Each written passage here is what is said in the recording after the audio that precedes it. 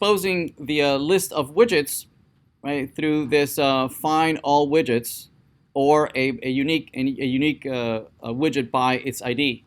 So let's see if we can retrieve the list of widgets, which right now would be a hard-coded list here of widget A, B, and C, right? Which right now we're not rendering, right? Instead, we are rendering a hard-coded list that is coming from the reducer. Let's see if we could fetch it from the server we just built. Just before we do that, let's verify that indeed we can hit this this find all widgets, right? Which is implemented at this URL. API widgets running at the server at 1800. So let's hit that. Let's see. We have localhost 8080 / API widgets. And do we not start the server? Okay, let's start the server.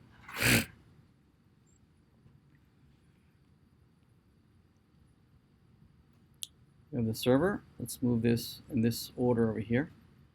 Okay, the server's up and running. Let's move over to the client and let's refresh. Okay, so we have data coming from the server, right? So we'd like to be able to access that from our widget list. Right, so let's do that. So in the widget list component, right now, right, we are expecting the widgets to come from the reducer only. Right? Instead, we want to go fetch this from the client. So to do that, we'll need a component did mount, right, so that we can do the query. So let's change this to a class so that we can have that event handler. So React.component, right, and we have here a render that's going to return this list of widgets, right, and instead of rendering that hard-coded list that comes from the reducer, instead we are going to let's see. This is extends. Let's first make sure that this, we're back in control here of what we had before. Let's refresh. Okay, so we are where we were just a second ago. But let's instead of rendering this hard-coded stuff, let's go fetch this from the server. And we've done this before, right? Fetching it from the generic server. So that's easy. Right, so let's do that. We have a component did not that one, component did mount, and in here we can go and fetch the information from the server. We can say this.props.find all widgets, right? That is being provided through a mapper, a dispatch to property mapper, right? This is what we've been doing for the last couple of weeks. So dispatch,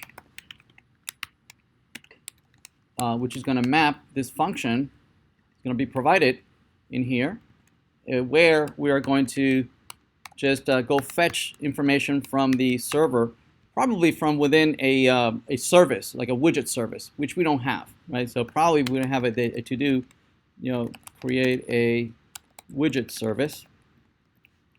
Right, but right now I'm just going to do it right here. So it's going to fetch.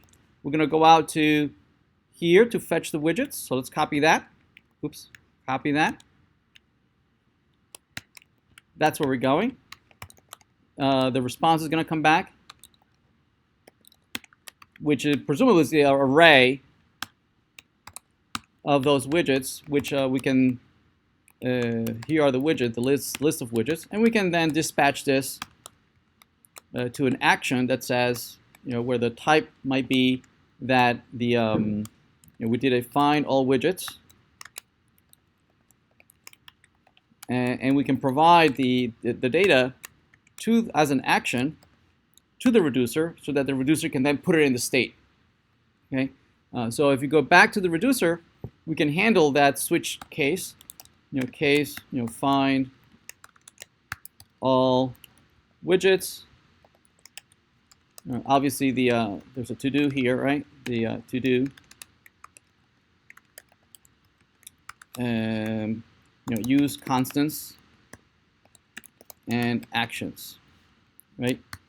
So here we can put that widgets that came from the service into the state by returning widgets and then action.widgets. Okay, so if we refresh, it didn't quite work. Let's see, find all widgets is not a function. Oh, yeah, so in the reducer, in the mapper, we never provided the mapper to the connector. So this is in the second argument of the connect. We provide that mapping, and we're still getting 1, 2, 3. Why are we not getting it? Let's see, localhost API. Let's make sure we're going to the server. Console. Oh yeah, we're being blocked by course. So let's talk about course.